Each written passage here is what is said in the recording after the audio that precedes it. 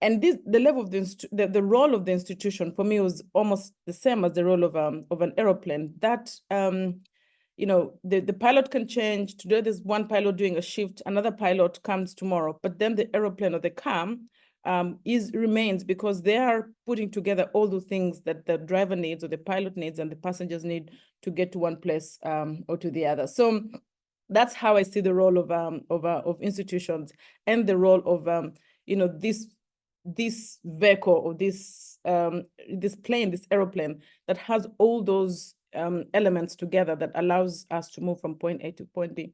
Then I thought about, okay, where does human capital fit in all of this? And I thought about, for a car or for an aeroplane to work, you need a pilot, you need air hostesses, you need a flight engineer, you need aeronautical maintenance engineers, you need all these pieces. You need the people that actually make the car, that establish the car, that maintain it, etc.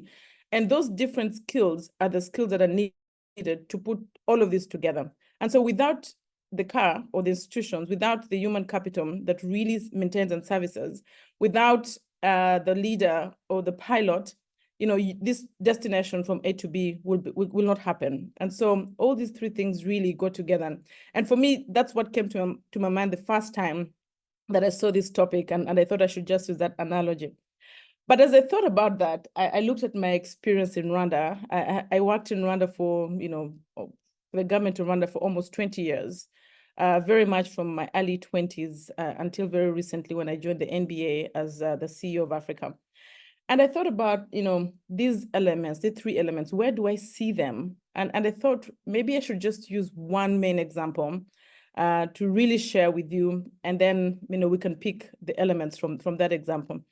And this example was in 2008. I was about 28, 29 at the time. I had been working for the government of Rwanda for a few years. And then there was this World Bank doing business report that ranked countries according to how well their investment climates were.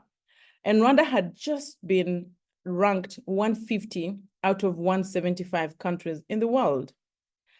And I remember President Kagame calling a few officials, including me, the Minister of Finance at the time, the Minister of Trade, myself, and a few other officials. And he said, look, have you guys seen this report of the World Bank? Rwanda ranks 150 out of 158.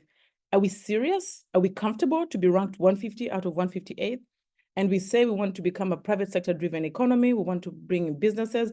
How are they going to come when they read that it's, we're 150 out of 175 in the world? We're basically among the last. And in fact, I remember him saying we're the last.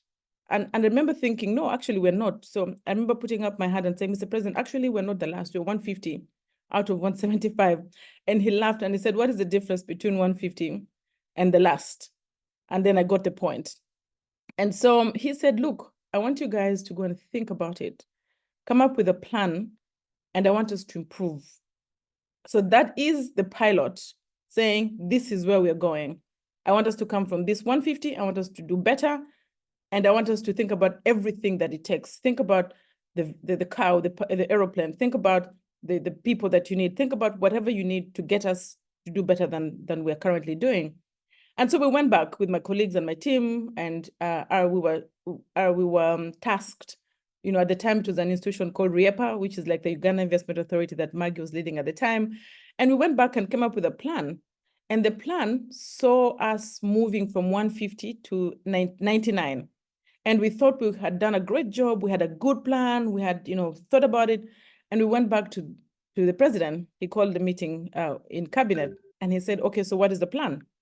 And we said, we have a great plan and we're going to implement it. We're going to become 99 in the world. And the president was not amused. He said, 99?